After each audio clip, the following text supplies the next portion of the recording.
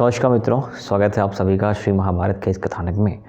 और कहानी चल रही है उद्योग पर्व की, जहाँ पे कल आपने देखा कि पितामह भीष्म ने कल पूरी सभा के सामने कर्ण को बहुत खरी खोटी सुनाई है कि तुम सिर्फ बड़ी बड़ी बातें करते हो, तुम्हारे पास से कुछ नहीं है, तुम बस डींगे हाँकने में माहिर हो। और प्रकरण क्या चल रहा है? प्रकरण चल रहा है कि संजय आए हैं उपलब्ध से पांडवों का समाचार लेके, या दूत बन के गए थे यहाँ से कि करना क्या है। तो अभी शांति व्यवस्था पे बात चल रही है कि शांति हो या युद्ध हो। कन्फर्म लोग अंदर से सभी लोग हैं, लेकिन जो औपचारिकताएं हैं ना, जो फॉर्मेलिटीज़ होती हैं, वही पूरी करी जा रही हैं कि होना क्या चाहिए। तो पहले संजय ने अर्जुन की बातें बताई, जो अर्जुन ने अपने भाई यानी कि दुर्योधन के लिए कहा था और लोगों के लिए कहा था। तो अर्जुन का यहाँ पे कथानक संपूर्ण हो जाता है। उसके बाद ये पूछते हैं महाराज धृतराष्ट्र कि अब बताओ, तुम अर्जुन के अलावा बाकी सब लोग क्या कह रहे थे, क्या कह रहे थे, क्या करना चाह रहे हैं, उनके क्या राय हैं। तो वहाँ संजय बताना शुरू करते हैं कि एग्जैक्टली जो है युद्ध तो सभी चाहते हैं, वहाँ लोग तैयारियों में जुट गए हैं। फिर भीम की चर्चा होती है कि भीम का पराक्रम कैसा है। तो यहाँ पर ना आपको स्पेशली भीम के भय से महाराज को कांपते और रोते हुए देखेंगे कि धृतराष्ट्र विलाप कर रहे हैं कि जो भीम का बल है, जो भीम का पराक्रम है, और जो भीम का क्रोध है ना, उससे मुझे बहुत भय लगता है। भीम क्या क्या कर सकता है। अब भीम की सारी बातें कि बचपन में इन लोगों ने ये किया, खांडवप्रस्थ में ये किया, उसने अपने कंधे बिठा बिठा के भाइयों को बचाया है, राक्षसों को मारा है, असुरों का वध किया है, तो बहुत पराक्रमी है, उसे बहुत क्रोध आता है। उसकी हमेशा जो भौहें हैं ना, क्रोध के मारे मिली रहती हैं और अपनी आंखों से आग निकालता रहता है। वो हमारे लिए हमेशा उल्टा पल्टा करता रहता है। तो मुझे सबसे ज़्यादा भय सिर्फ भीम के लिए है। उसने बड़ी बड़ी प्रतिज्ञाएं भी करी हैं। अब मुझे पूरा पूरा विश्वास है कि अगर हम टकराते हैं तो भीम हमारा समूल विनाश कर ही देगा। फिर अर्जुन के पराक्रम की बात होती है कि अर्जुन ने क्या क्या किया है, अर्जुन ने बचपन से क्या किया है, अर्जुन ने कहाँ शिक्षा ली है, फिर अर्जुन ने क्या करा है, अर्जुन फिर 5 साल कैसे रहे हैं, अर्जुन कैसे महाभट निमात कवचों का वध किया है, कैसे द्रुपद के साथ उस स्वयंवर में जीत के लेके आए थे, कैसे गंधर्वों से इनको बचाया है जब कर्ण छोड़ के भाग गया था दुर्योधन को। तो ये सारी बातें भी होती हैं। कैसे इंद्र के पास जाते हैं, लोकपालों के पास जाते हैं, कैसे इनको अस्त्र मिलते हैं, अनेक अनेक देवता, अनेक अनेक असुर, अनेक अनेक गंधर्व इनको अस्त्र देते हैं, इनकी मित्रता होती है, भगवान शंकर इनको प्रसन्न करते, इनसे प्रसन्न होते हैं। तो ये सारी बातें यहाँ इस सभा में चर्चा हो रही हैं कि अर्जुन के पास कितना पराक्रम है। तो यहाँ पे भीम के पराक्रम से भयभीत थे। अर्जुन के पराक्रम की जब बात आती है तो और डर जाते हैं कि इस पराक्रम का सामना करने की क्षमता हमें तो है ही नहीं, क्योंकि अभी अभी विराट युद्ध हुआ है और हमारे सभी महारथी वहाँ से परास्त होकर भागे हैं, अर्जुन को पछाड़ नहीं सके। तो ये अर्जुन अब सिर्फ अर्जुन नहीं रहा है, ये उन लोगों से मिल के ना ये अलग ही पर्सन बन चुका है। तो अब सबसे ज़्यादा अगर भय है ना, तो अर्जुन का है यहाँ पर कि युद्ध क्षेत्र में उसका सामना नहीं कर सकता। तो इन सारी बातों को सुनने के बाद भरी सभा में लोग बैठे हुए हैं। धृतराष्ट्र कहते हैं, अपने पुत्रों का बहुत बुराई भी करते हैं कि ये बहुत नीच हैं, बहुत क्लिष्ट मानसिकता के हैं, इन्होंने हमेशा गलत करा हुआ है। तो ये सारी बातें कहने के बाद कहते हैं कि भैया देखो, 100 की सीधी बात, कुछ नहीं हो सकता, चुपचाप शांति समझौता कर लो, नहीं तो हमारा विनाश हो जाएगा और इसका उत्तरदायी मैं या तुम लोग होंगे। धृतराष्ट्र के बार बार कहने पर उनका ज्येष्ठ पुत्र खड़ा हो जाता है दुर्योधन। कहता कि पिताश्री आप ये कैसी बातें कर रहे हैं, आपको हमेशा ये क्यों लगता है कि पांडव हमसे बहुत आगे हैं। धृतराष्ट्र ने कहा कि मैंने इनको, आचार्य द्रोण को, भीष्म को, या ऐसे ऐसे महाभटों को युद्ध करते हुए देखा है। मैं इनकी युद्ध कला से एकदम परिचित हूँ और संभव है कि ये सभी योद्धा कभी न कभी क्या पता हारे हों, लेकिन मैंने आज तक अर्जुन के पराजय के बारे में नहीं सुना है, क्योंकि अर्जुन जहाँ भी वो युद्ध करता है जीत ही जाता है। तो अगर ये युद्ध भी होता है तो युद्ध अर्जुन ही जीतेगा और हमारा समूल विनाश कर देगा। यहाँ पे बहुत भय इनको व्याप्त हो चुका है, इनके डर ना अंदर बैठ चुका है, बॉटम में आ चुका है कि भाई अब कुछ नहीं हो सकता। लेकिन ज्येष्ठ पुत्र जो है वो कम बलशाली तो है नहीं, पराक्रम में कोई कमी तो है नहीं, और अहंकार भी तो कम है नहीं ना। वो मान लेता है, कहता कि नहीं ऐसी कोई बात है ही नहीं। अब वो बखान करता है अपनी योद्धाओं का, कहता कि उनके पास 7 अक्षौहिणी सेना है, हमारे पास 11 अक्षौहिणी सेना है। सेनाएं तो हमारी कम नहीं हैं। उनके पास कितने हैं? 4-5 भाई वो हैं, कृष्ण लड़ने वाले हैं नहीं, द्युम्न हैं, सात्यकी हैं, और बाकी लोग तो बच्चे हैं। तो कुल 6-7 लोग मिलके हमारे महाभटों का सामना कर सकते हैं। क्या आप शल्य को नहीं जानते, अश्वत्थामा को नहीं जानते, द्रोण को नहीं जानते, कृप को नहीं जानते, भीष्म को नहीं जानते, दुर्योधन को नहीं जानते, दुशासन को नहीं जानते, कर्ण को नहीं जानते? कितने नाम गिनाऊं मैं आपको? इन महाभटों का सामना करना देवताओं के वश की बात नहीं है। क्या आप भूल गए हैं कि वो पितामह भीष्म हमारे साथ बैठे हैं जो अकेले ही समस्त संसार को जीत सकते हैं? इनके पास इच्छा मृत्यु का वरदान है, इन्हें कौन परास्त करेगा? आप द्रोण को कम समझ रहे हैं, क्या आप नहीं जानते द्रोण कौन है? भरद्वाज पुत्र द्रोण है ये। इनके पराक्रम का सामना करना किसी के बस की बात नहीं है। ऐसी कौन सी युद्ध विद्या है जो अश्वत्थामा को नहीं आती? इन सारी बातों के बाद भी आपको भय लग रहा है? आप कर्ण को नहीं जानते? ये गुरु परशुराम से सीख कर आया है। और आप मेरी बात मानिए पिताश्री, जब ये वहाँ से आ रहा था ना, तो परशुराम जी ने स्वयं कहा था कि तुम मेरे समकक्ष योद्धा बनोगे। फिर आपको डर क्यों लग रहा है? किस बात का लग रहा है? आपको संदेह है कि ऐसा नहीं कर पाएंगे? इस कर्ण के पास कवच कुंडल था जिसको इंद्र ने ले लिया है, लेकिन इंद्र ने उसके बदले इसको ऐसी शक्ति दे दी है पिताश्री कि जिस पे ये छोड़ेगा उसका वध तो निश्चित है। तो अर्जुन के वध के लिए आप इतने परेशान क्यों हैं? कर्ण अकेला काफी है, इन सब महाबटों में से कोई सा एक व्यक्ति भी अकेला काफी है, और हमारे पास संसप्तक का एक विशाल समूह है। उनके राजाओं ने प्रतिज्ञा कर ली है कि बिना अर्जुन का वध किए युद्ध बंद नहीं करेंगे। जब दुर्योधन अपने सभी योद्धाओं के पराक्रम का बखान कर लेता है, उसके बाद धृतराष्ट्र फिर कहते हैं कि मुझे तो समझ ही नहीं आ रहा तेरे मन में क्या चल रहा है बेटा। तुम्हें बिल्कुल समझ नहीं आ रहा है कि तुम किससे लड़ने जा रहे हो। तुम कृष्ण को नहीं जानते क्या? यहाँ बात सिर्फ पराक्रम की नहीं होती।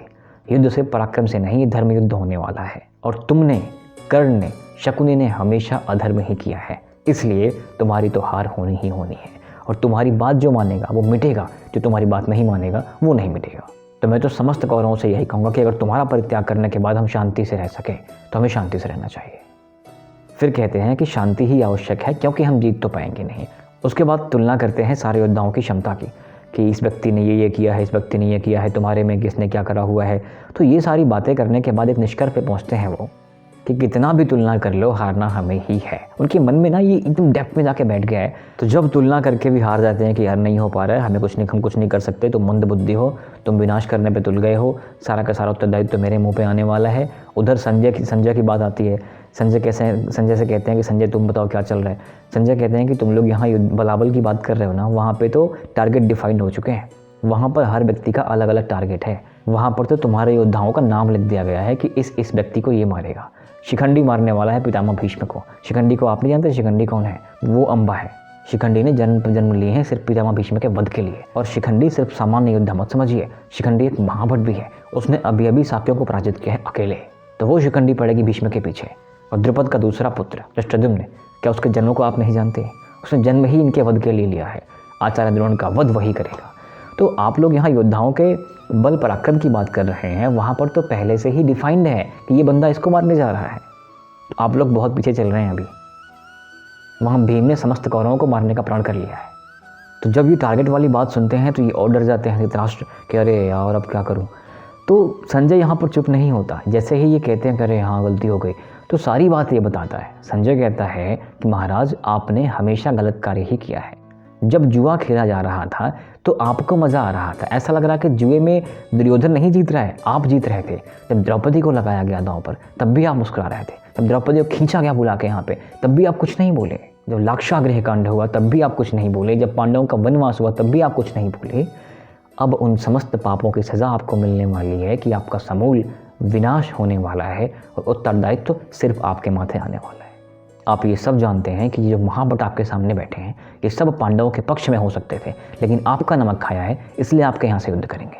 लेकिन धर्म को तो नहीं परास्त कर सकते। हाँ, जहाँ कृष्ण है वहीं धर्म है। तो आप ये मान के चलें कि आपका तो समूल विनाश होना ही है।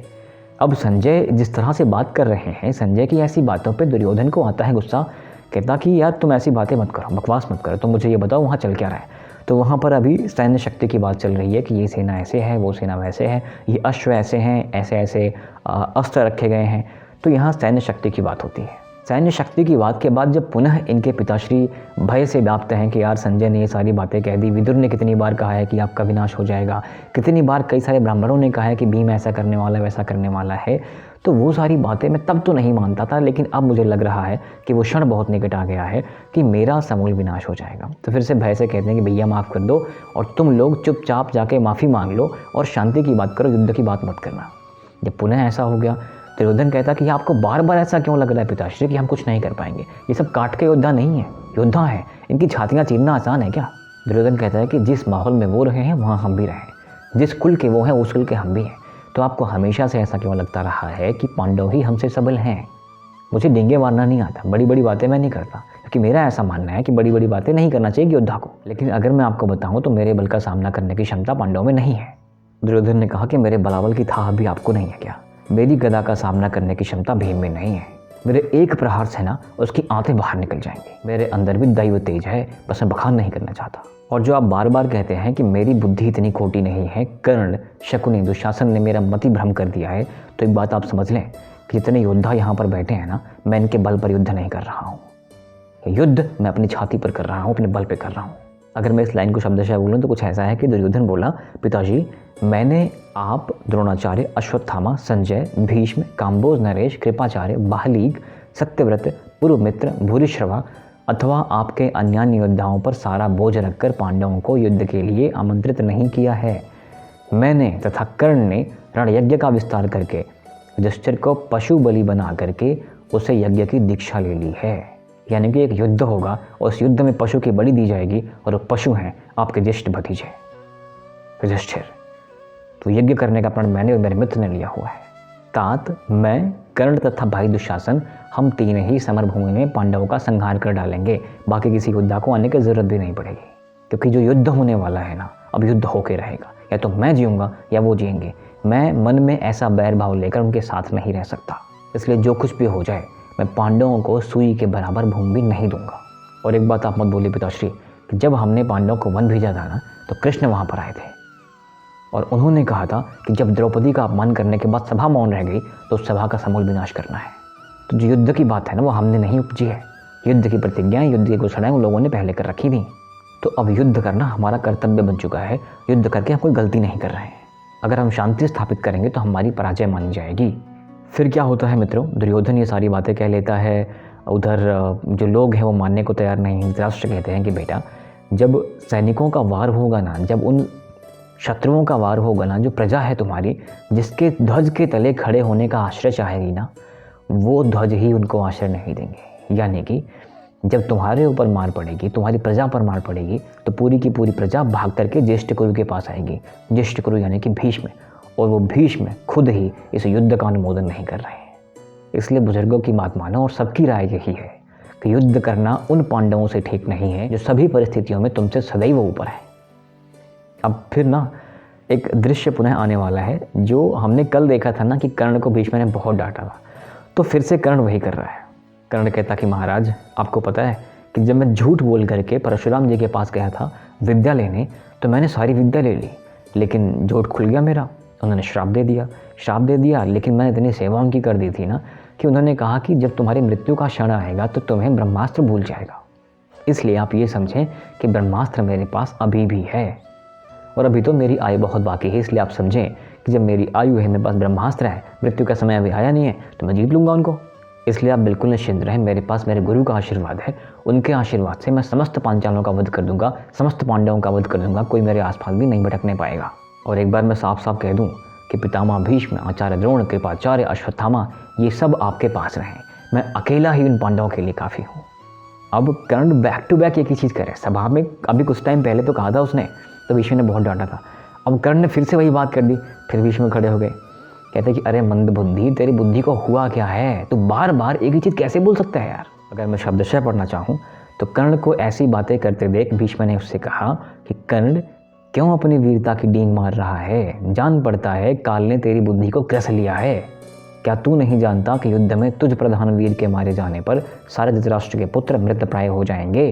श्री कृष्ण सहित अर्जुन ने खांडव वन का दाह करते समय जो पराक्रम किया था, उसे सुनकर ही बांधवों सहित तुझे अपने मन पे काबू रखना उचित था। और देवेश्वर महेंद्र यानी कि इंद्र ने जो तुझे शक्ति प्रदान की है ना, भगवान केशव के चलाए हुए चक्र से आहत होकर वह शक्ति छिन्न भिन्न व दग्ध हो जाएगी। यानी कि तू ये मत सोच कि तेरे पास जो अमोघ शक्ति मिली है ना इंद्र से, वो अर्जुन का वध कर पाएगी। जब सामने ही कृष्ण बैठे हुए हैं तो अर्जुन तक पहुंचने ही नहीं पाएगी वो शक्ति, छिन्न भिन्न कर देंगे अपने चक्र से। कर्ण, बाणासुर और भामासुर का वध करने वाले वसुदेव कृष्ण किरीटधारी अर्जुन की रक्षा करते रहते हैं। तो तुम्हारे चाहे सर्प मुख बाण हो या कोई और से बाण हो, वह अर्जुन तक पहुंचने ही नहीं पाएंगे। तुम इस बात को ध्यान से सुन लो। कर्ण कहता कि इसमें कोई संदेह नहीं है पितामह कि कृष्ण के बारे में आप जो कुछ कह रहे हैं वो वैसा ही है, और इस बात में भी संदेह नहीं है कि कृष्ण इससे भी बहुत कुछ आगे हैं। लेकिन आप ना बार बार हमेशा जो कटु वचन बोलते हैं मेरे लिए, हमेशा मेरा अपमान करते रहते हैं। कि आपको पता है मैं क्या करने जा रहा हूँ? सिर्फ आपकी वजह से। आपको मेरी बातें अगर मजाक लगती हैं तो लगे, लेकिन इस बातों का परिणाम क्या हो रहा है आप सुने। मैं अभी अपने अस्त्र शस्त्र रख देता हूँ और वचन देता हूँ कि जब तक आप रहेंगे तब तक ना तो मैं युद्ध करूँगा और ना ही सभा में आऊँगा। आपके मृत्यु हो जाने के बाद ही सभी लोग मेरा प्रभाव देख पाएंगे। वैशंपायन जी कहते हैं कि जन्मेजय, ऐसा कहकर महाधनुर्धर कर्ण ने सभा त्याग दी और अपने शस्त्र अस्त्र वहीं पर फेंक दिए उठा के। अब जब कर्ण चला जाता है तो भीष्म कहते हैं कि अरे ये क्या बात हो गई? अभी तो इसने बड़ी बड़ी प्रतिज्ञाएं कर ली हैं, अभी तो इसने बड़ी बड़ी डींगें मार दी हैं कि मैं अर्जुन का ये कर दूंगा, वो कर दूंगा, और युद्ध करने का समय आया तो ये छोड़ के भाग गया। मेरी बात ध्यान से सुनिए महाराज कि जिस समय आनंदनीय भगवान परशुराम जी के समीप कर्ण ने अपने को ब्राह्मण बताकर ब्रह्मास्त्र की शिक्षा ली थी ना, उसी समय उस नराधम सूत पुत्र के धर्म और तप का नाश हो गया था। क्योंकि गुरु से कोई द्रोह नहीं कर सकता और गुरु को आप धोखा नहीं दे सकते, इसलिए जो कुछ उसने सीखा था उसका तो वहीं नष्ट हो चुका है। जन्मेजय जब भीष्म जी ने ऐसी बातें कही और कर्ण हथियार फेंक कर चला गया, उस समय मंद बुद्धि धृतराष्ट्रपुत्र दुर्योधन ने शांतनु भीष्म से इस प्रकार कहा। इस प्रकार श्री महाभारत उद्योग पर्व के अंतर्गत यान संधि पर्व में कर्ण भीष्म के वचन विषयक 62वां अध्याय पूरा हुआ। और ये 62वां अध्याय आप देख रहे हैं गीता प्रेस में, और संभवतः 61 या 62 ऐसा ही कुछ बोरीसी में भी है। तो ये सारा पूरा का पूरा कंटेंट आप जाके देख सकते हैं। आपके सपोर्ट के लिए बहुत बहुत धन्यवाद मित्रों। Thank you very much. मिलते हैं जल्द। जय हिंद।